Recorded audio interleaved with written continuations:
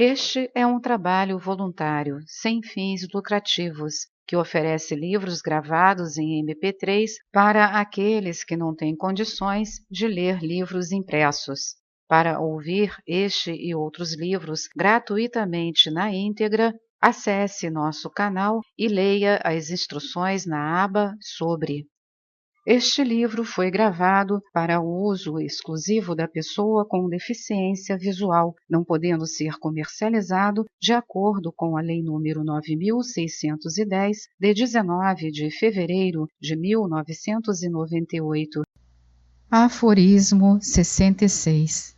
Disse Jesus: Mostrai-me a pedra que os arquitetos rejeitaram. Ela é a pedra angular. Em todos os livros sacros é o Cristo chamado pedra angular, isto é, a pedra sobre a qual repousa toda a firmeza e segurança do edifício. Através de quase 20 séculos, essa pedra fundamental do cristianismo tem sido grandemente ignorada ou descompreendida. Certas teologias eclesiásticas substituíram o Cristo por algum santo, sobretudo pela mãe de Jesus, que é chamada Rainha dos Céus, medianeira de todas as graças, da qual dependeria toda a salvação do homem. Outras ideologias religiosas identificam o Cristo com a personalidade humana de Jesus, que, segundo eles, seria um homem como nós, embora com evolução mais avançada. A redenção do homem viria da personalidade humana de Jesus, do seu sangue, e não da identidade divina do Cristo.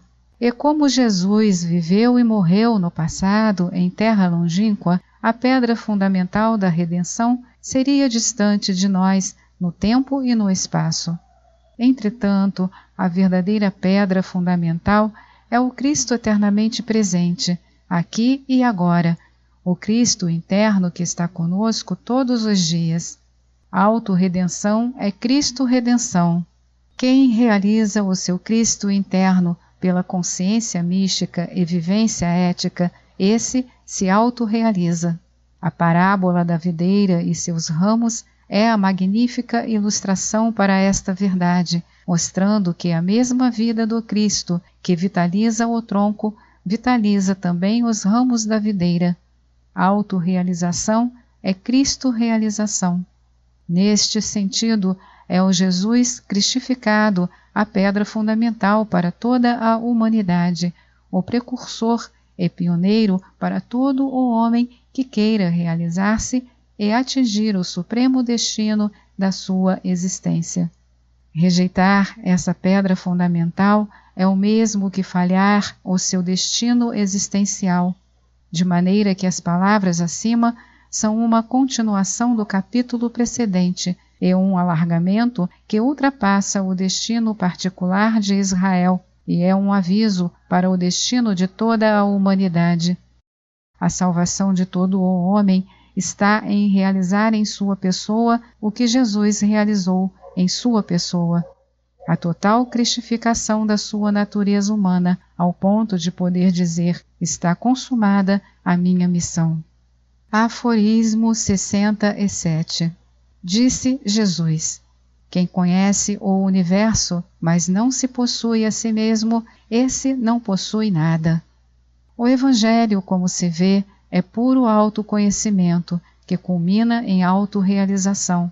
Todos os grandes mestres da humanidade, do Oriente e do Ocidente, são unânimes em pôr o autoconhecimento acima de qualquer aloconhecimento. As teologias antigas giram em torno do conceito salvação. O conceito salvação sugere uma conotação de escapismo futurista, póstumo, ao passo que o conceito autorrealização é decididamente presentista, compreendendo a vida total do homem, terrestre e celeste. O homem deve iniciar a sua verdadeira realização, o reino de Deus, interno e externo, aqui e agora, harmonizando a sua consciência mística e sua vivência ética com a divindade. Quem só conhece o universo, mas ignora a si mesmo, conhece muitos nadas, mas quem se conhece a si mesmo conhece sua alma, que é também a alma do universo. O homem e o cosmos são concêntricos. O centro de ambos é Deus. Realizar-se é conscientizar Deus em si mesmo e conscientizar Deus no universo. Realizar-se é universificar-se. O homem intelectual, escreve Einstein, descobre aquilo que é, mas o homem espiritual realiza em si aquilo que deve ser. Aquele é um descobridor de fatos, este é um criador de valores. Valor é realidade eterna, fatos são reflexos passageiros. Do substantivo latino factum veio o adjetivo factitium, que mais tarde deu fictium, quer dizer que os fatos são fictícios e não reais. Quem conhece o universo todo conhece 1000 coisas fictícias, como quem se apoderou de um grande número de zeros, mas se conhece a si mesmo, possui um valor real com o 1. Nenhum zero se pode autovalorizar, porque representa uma nulidade, uma vacuidade, uma ficção. Mas, quando a nulidade do zero se coloca ao lado direito da realidade 1, deixa de ser nulidade e adquire quantidade. Todos os zeros foram valorizados pelo valor 1. Todas essas nulidades foram desnulificadas e quantificadas pela qualidade. O homem que cria valores metafísicos em si mesmo pelo autoconhecimento pode desnulificar as nulidades físicas e valorizá-las. O homem profano joga só com zeros, é milionário de zeros. O místico isolacionista descobriu o valor 1 e rejeitou os zeros. O homem cósmico, depois de abandonar os zeros para realizar o 1 e depois de revogar do exílio os zeros, construiu a grande síntese, o 1 seguido de muitos zeros. Nesse sentido, escreveu Albert Schweitzer, o cristianismo é uma afirmação do mundo que passou pela negação do mundo. Aforismo 68. Disse Jesus: Felizes sois vós, se vos rejeitarem e odiarem, e lá onde vos tiraram e odiaram, não será encontrado lugar algum. A razão de ser da nossa encarnação terrestre consiste em que a nossa alma espiritual encontre resistência material, porquanto, sem resistência, não há evolução. As eternas leis cósmicas exigem de nós essa evolução. Resistência é oposição, dificuldade, tensão, tentação, sofrimento. Quando o nosso eu espiritual se reveste do invólucro do ego material, encontra ele resistência.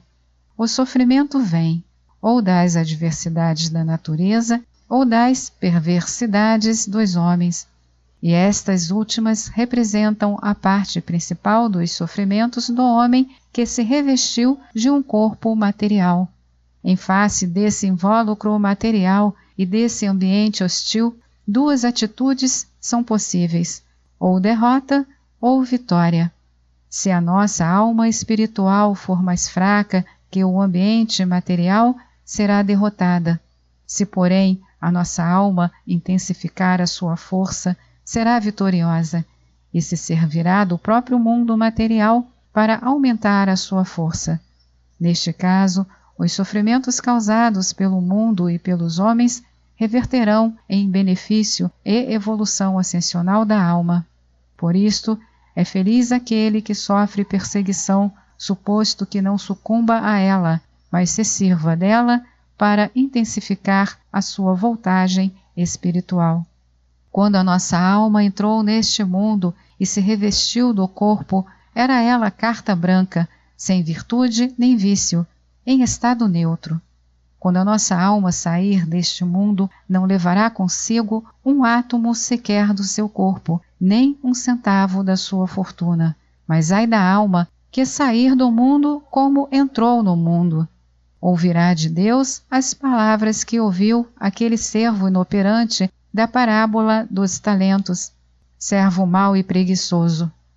A razão por que a alma se revestiu do corpo é para se enriquecer e adquirir experiência através desse corpo. Do ponto zero a alma entrou, mas ai dela se sair no ponto zero. As leis cósmicas não dão potencialidades para não serem atualizadas. Quem recebe potencialidades evolutivas tem obrigação de atualizar ou fazer frutificar essas possibilidades. Do contrário, se torna culpado, porquanto Deus criou o homem o menos possível para que o homem se possa criar o mais possível. As dificuldades da vida são um meio para que o homem possa alcançar o fim da sua encarnação terrestre. Os perseguidores, porém, depois de terem perseguido o homem justo, se verão diante de um vácuo, porque em vez de o prejudicarem, foram prejudicados, foram motivo de involução negativa em si mesmos. Aforismo 69. Disse Jesus: felizes no seu coração são os perseguidos, os que na verdade conhecem o Pai. Felizes são os famintos, porque o corpo dos que sabem querer será saciado. Essa continuação do capítulo precedente vem explicitamente mencionada no Sermão da Montanha, segundo Mateus. 3 atitudes humanas são possíveis em face do sofrimento e das adversidades da vida: revolta, resignação, regeneração. O homem espiritual tolera estoicamente os sofrimentos, sem se revoltar nem os aceitar. Mantém-se numa atitude de passiva neutralidade, uma vez que não pode evitar as adversidades. Não se torna melhor nem pior em face do sofrimento. O homem crístico, porém, pergunta com o mestre: não devia eu sofrer tudo isto para assim entrar em minha glória? Esse homem clarividente vê no sofrimento um amigo, um anjo, vestido de luto, sim, mas com o sorriso da redenção nos lábios e a esperança da imortalidade nos olhos. Não é verdade que o sofrimento como tal redima o homem, como alguns pensam.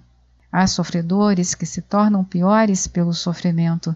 Alguns acabam no suicídio. Outros criam dentro de si um inferno de revolta e amargura. Não é o sofrimento em si que redime o homem, é a atitude que o homem assume em face do sofrimento que o modifica para melhor ou para pior. Felizes são os famintos de uma vida superior, já enfastiados da vida profana. O próprio corpo desses famintos do espírito participará da plenificação espiritual. É necessário saber querer o céu para possuir também a terra. Esta é mais uma edição do canal Livros Falados Voz Humana.